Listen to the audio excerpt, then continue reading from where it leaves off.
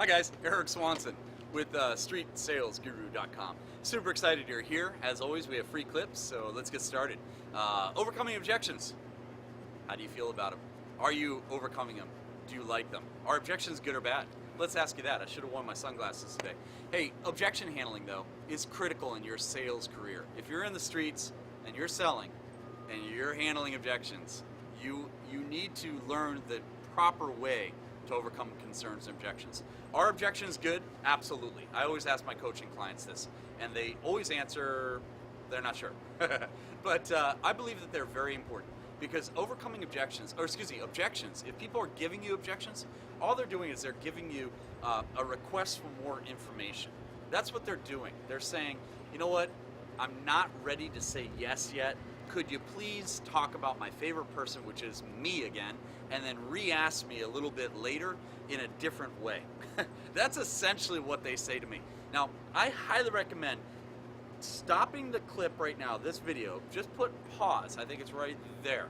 Stick pause on there, rewind, and repeat what I just said. And repeat it 5 times for yourself. Because that is what I teach myself to do.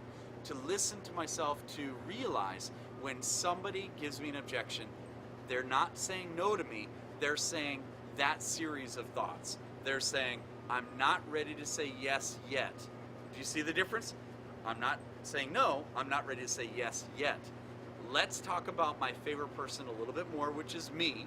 That's a reminder. If they give me an objection, it's a reminder for me to get back on top of talking about them and what is important to them, of course. And then the second or third thing that they're telling me is, let's talk about me. And then just re-ask me a little bit.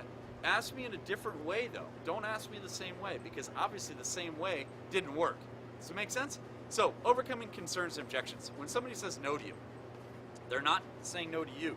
They're saying no to themselves. That's a very, very important part as well. You need to get this.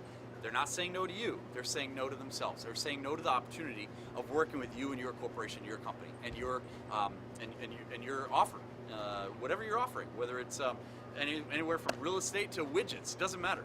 So they're saying no to themselves. Make sense?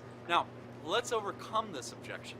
What we need to do is identify what the real objection is, because typically we're finding about 70%, 80% of the time when somebody gives you an objection, they're telling you something completely different than what the real objection is.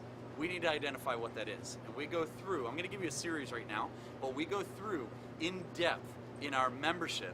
Did you click on the membership, join membership? Just for a year, join it. Check it out, do it, it's worth it. And we set this up in an in-depth training with you. We also combine it with a virtual coach for you. So getting back to overcoming objections. There's 5 steps that I use. It's just a series of 5 steps. You can add a few different steps in there, but and I'll kind of intertwine some things in here. But these are the 5 things I want you to write down. Okay? So write down, grab a piece of paper and write down 1 through 5. I want you to literally write down 1 through 5 first. Now let's start with number 5. Okay? Have you done this yet? 1 through 5. Done? Ready? Go. Okay. Number 5. On number 5, I want you to write down the words "answer it." Now what you're doing is you're answering the objection. But notice it's number 5. It's on the 5th step. You don't want to answer it right away. Make sense? Now, I'll explain it a little bit more. The last thing you want to do is handle the objection by answering right away, because you seem too pushy. You seem too salesy. You don't want to do that. You want to, number 1, write down acknowledge it. Acknowledge it. So you want to acknowledge their concern. I understand how you feel. Write these things down. I understand how you feel. This always goes into number 1, by the way. I understand how you feel. That's a good point. We are a little bit more pricey than the competition. Yes, I totally agree with you. I empathize with you right there. Sure, that's a great thought that you just had. Make sense? Okay, so you want to acknowledge their concern, whatever it is. They say it costs too much. That's a good point. I can appreciate that. I've heard that before. Now you could, in parentheses, put this down. I'm so glad you brought that up. It's a great closing phrase there, or overcoming objection phrase. I'm so glad you just brought that up. Okay, you're acknowledging it and you're complimenting them for bringing it up. Okay, number 2, and I'll explain this a little bit more in depth in just a second. Number 2, put down pause and use their name. pause and use their name. So number one is acknowledge their concern, acknowledge it. Number two is pause, use their name. I'll explain that in a little bit. Number three, please put down question it and rephrase it. Okay? Question the objection and rephrase the objection. So you're clarifying what they really mean. So in an example, I would say something like, so I'm clear. You're saying that it's not the product. You love the product. You love the color. You love the whatever it is. It's just the price. Is that correct? Is it the total price, or is it just the monthly price that we're looking at that that you think is a little bit too much right now? Does that make sense? Okay. So you want to question the objection. Number four, I'm going to spell it out for you. SHUTUP. Just shut up. Just be quiet is number four step. All right.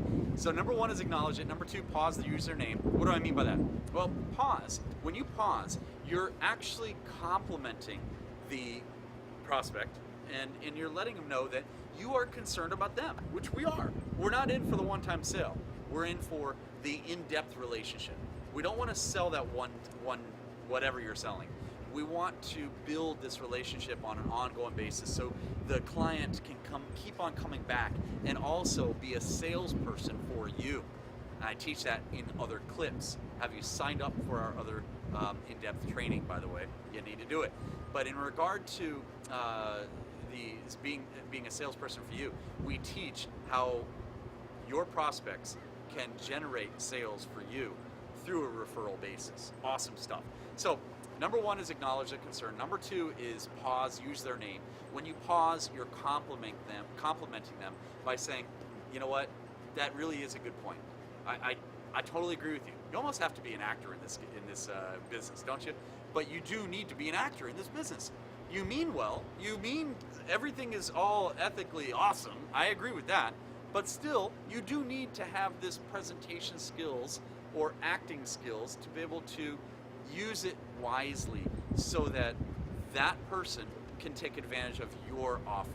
And the real reason, I want to get in your face here, the real reason is so that they can benefit from your business and your offer, your sales, whatever you're selling. Does that make sense? Don't try to sell somebody on something that they can't use. Highly recommend not doing that. That's one sure way to never do business with that person again. Okay, getting back to this. Pause, use their name. Use their name is very important. I go through a memory training course and I teach you. It's in one of our in-depth courses where I teach you, or just click on the membership, remember? I teach you how to remember people's names, where they're from, where their kids' names, birthdays, the products, product knowledge of yours and your competitors. Pretty awesome stuff. So I'll teach you all of that so that you can name them by name and not have to look around and lose sales that way. So you pause, use their name, and this makes them feel a little bit more comfortable, by the way.